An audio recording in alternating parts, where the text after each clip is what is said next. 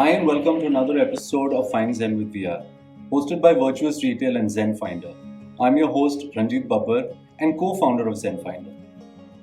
Today we're discussing a huge challenge of the new reality, which is parenting.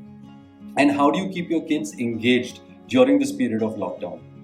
To help us in today's conversation, we're talking to Laja Sanghvi, who is a developmental psychologist and the founder of Firefly Counseling Center.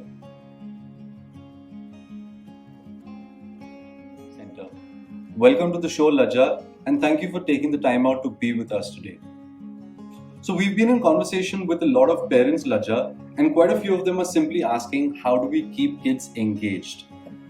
Kids are unable to fully understand the seriousness of the current issue, and because of that, might have a lot of questions.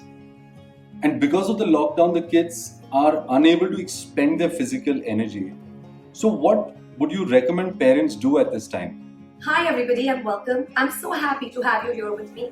I am Laja Sanghvi Shah, a practicing developmental psychologist, family therapist and counselor.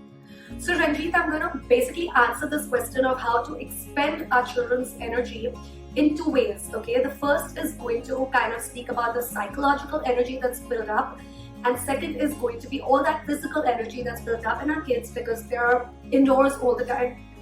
So what's happening psychologically for our kids? What we need to understand is that we are going through a crisis. And a crisis, by definition, is a period of great difficulty and vulnerability. So it's natural that we're going to be going through, and our children are going to be going through, some very primary emotions as their very survival and safety is threatened. So one of the most natural emotions that is going to come up at this time is fear and anxiety. Feelings of helplessness and out of control, because we really truly are out of control right now and we're helpless. We can't change things outside our home right now. So how do we help kids through this? First, we need to understand that children are literally going through 2 or 3-fold more amounts of anxiety than we as adults are going through. The reason for this is that developmentally the prefrontal cortex is not developed. Now, the prefrontal cortex is that part of the brain which is responsible for intellectual functioning, like reasoning, thinking, logic. So children truly, they're not developed in the sense of intellect the way we adults do. They truly can't comprehend and they don't understand. They can't understand what this pandemic means, what the implications are. It's developmentally not possible for them. Now that coupled with all the tidbits of information that they're going on overhearing through our adult conversations, the WhatsApp messages, the news, the dinner table conversations, and when they add their own meaning to it, there's a complete chaos and jumble in their mind. Secondly, most of them, depending on their age, haven't developed the communication and language skills to express these emotions and to work through them. So it's of paramount importance for us as caregivers and parents to understand the psychological state. So how do we help children through all this anxiety that's probably been building up within them? First and foremost, what I would like to urge or guide you parents is to accept, expect, and allow for the big emotions. Understand that there are going to be some big emotions that might be coming up right now in our children, and the way that each child kind of expresses it is going to be different. Alright? Some child may become very defiant, another child might just withdraw, another child might be waking up with nightmares or become very clingy. Please understand that it is because of all the psychological energy that's built up. So how do we help them through it? Once we allow and understand these feelings, it's important for us as caregivers to be empathetic, to not judge these feelings, and most importantly, to be a safe space where they can talk about these feelings, they can discuss these feelings, and they can work through them without being judgmental. Now is the time to be compassionate, tolerant, and patient with your children. Secondly, what's really important is that I'd like to use an example here. Just imagine that you're in an aircraft and it's going through massive turbulence. And then you suddenly hear the voice of your pilot. And he's telling you to put on your seatbelt. He's giving you all the necessary instructions, what you need to know to get through the turbulence. We feel relieved, we feel relaxed. We know that we're taken care of, that the pilot knows what he's doing. How would you feel if the pilot was panicking and giving you instructions out of a place of fear and anxiety? Scared, right? So remember that you are the pilot of the aircraft of your home in this period of turbulence. So make sure that you're calm, you're centered, you're grounded as you're going through your daily routines. Thirdly, talk. Talk to the children about COVID. Of course, you don't need to give them too much information because that's not healthy either.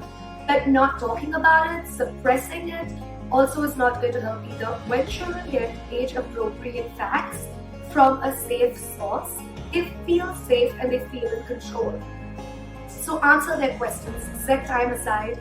Obviously, don't overdo it. Thirdly, remember that in this time of helplessness, children are seeking control. So what we could do is we can kind of add on some avenues where they feel like they're in charge. So let them make choices about their routine. Talk to them about what kind of food they'd like to eat today, simple stuff.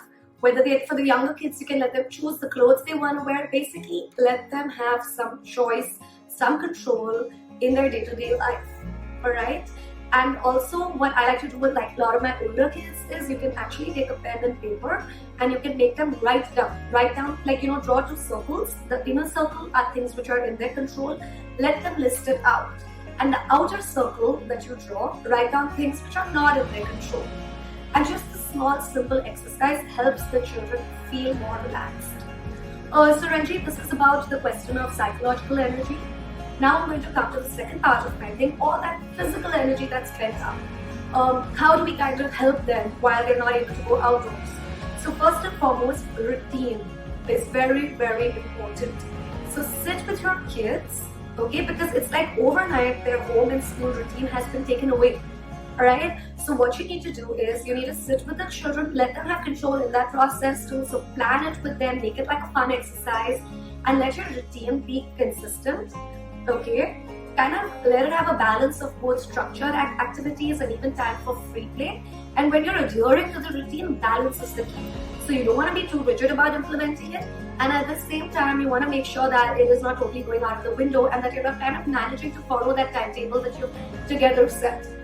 Another very important thing is make way for some kind of physical exercise during the day. You can play tons of games with them. There's lots of stuff available on YouTube. You can think of creative and innovative ways to set up obstacle courses at home, do simple jumping jacks, use the skipping rope, all of that. Thirdly, let them get creative. Things like craft exercises, getting them involved in baking, making new projects, science experiments, all of that helps all that energy that's building up to find some kind of outlet. Fourthly, involve them in household chores and routines. Things like folding clothes, setting the table, doing the dishes. And make it fun. The key is to have a lot of fun. Don't make it a task. Make it like a fun family thing that you're all doing together. Fifth, what you can do is read tons of books, play board games, and I think you can also schedule Zoom sessions with their kids that helps meet their needs for social communication and meeting their friends. So that I think should, a lot of all of this should help in meeting their physical and emotional needs.